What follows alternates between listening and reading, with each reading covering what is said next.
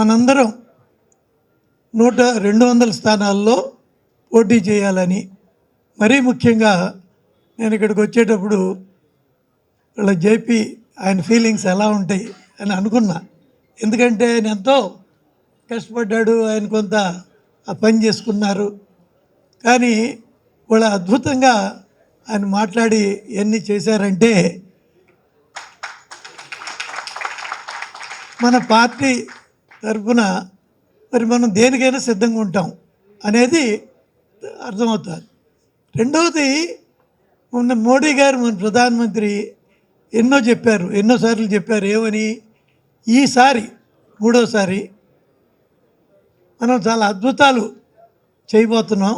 ఇప్పటి వరకు చేసింది ఒక వంతే, ఇక వచ్చే 5 ఏళ్లలో చేయాల్సినవి అంటే చాలా మౌలికమైనటువంటి మార్పులు దేశానికి చేయాలని, దానికి మనకి 400 స్థానాలు ఉంటే కాన్స్టిట్యూషన్ అమెండ్మెంట్లు కానీ ఇవన్నీ చాలా తేలిగ్గా అవుతాయి. కాబట్టి దానిలో భాగంగా మరి ఈ రాష్ట్రంలో కూడా మనం పొత్తు పెట్టుకుంటే మనకి స్థానాలు ఎక్కువ వస్తాయి అనేటటువంటి ఉద్దేశంతో అధిష్టానం నిర్ణయం తీసుకుంది.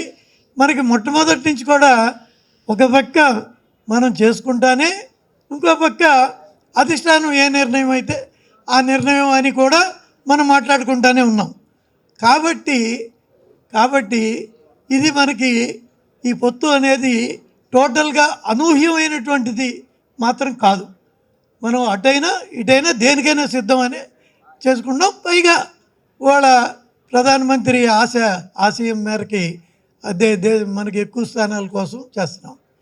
ఇంకొక ముఖ్యమైన విషయం, రెండవది చివరిది, వాళ్ళ దేశం అంతా ఏ సర్వే చూసినా మోడీ గారికి ఒక 5% ఓట్లు ఎక్కువ వస్తున్నాయి.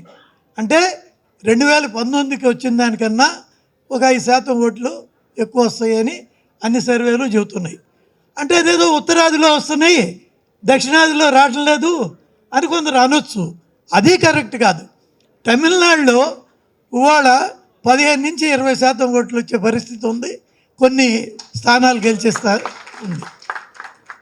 కేరళలో గ్యారంటీగా ఈసారి ఒక పార్లమెంట్ అయినా గెలిచే పరిస్థితి ఉంది. అక్కడ కూడా అదే ఉంది. మరి మన పొరుగున తెలంగాణలో వాళ్ళ కాంగ్రెస్తో పోటీ మనమే కానీ బీఆర్ఎస్ కాదు. కర్ణాటక గురించి నేను చెప్పక్కర్లేదు. కాబట్టి మధ్యలో మిగిలిన ఒక ఆంధ్ర. మరి దేశం అంతా 5% ఓట్లు పెరిగినప్పుడు, సౌత్లో కూడా పెరిగినప్పుడు, ఆంధ్రాలో మాత్రం మోడీ గారికి 5% ఓట్లు పెరగవా? అవి ఈ కూటమికి గ్యారంటీగా ఉపయోగపడి మన అభ్యర్థులు గెలవటానికి ఉపయోగపడతాయని నేను గట్టిగా చెప్పగలను. మరి ఇద్దరు చంద్రశేఖర్ గారు ఆయన స్వయం కృషితో మరి ఇంత అభివృద్ధిలోకి వచ్చి ఆయన ఇప్పటివరకు చెందిన వృద్ధిని వాళ్ళ ప్రజలకు కూడా కొంత పంచాలని ఇప్పుడే నేను చదివాను ప్యాంప్లెట్ అంతా. అదంతా చాలా సంతోషం వేసింది. మరి సొంత డబ్బు కూడా ఖర్చు పెట్టి కూడా చేస్తానని కూడా దానిలో చెప్పారు. ఏదైనా ఒక పని తీసుకుంటే అది సమర్థవంతంగా నిర్వహించగలరు అనేది చంద్రశేఖర్ గారికి ఇప్పటికే ప్రూవ్డ్. కాబట్టి ఒక ఎంపీగా ఈ పార్లమెంట్కి ఆయన చాలా సేవ చేయగలుగుతారు, మనందరికి ఉపయోగపడుతున్నారు అనే దానిలో అనుమానం లేదు. అదేవిధంగా సోదరి మాధవి గారు కూడా ఆల్రెడీ ఇది మన టీడీపీ గెలిచిన స్థానమే, పైగా మళ్ళీ జనసేన బీజేపీ కూడా గెలిస్తే ఇది నా ఉద్దేశంలో నల్లేరు మీద నడకే అవుతుంది.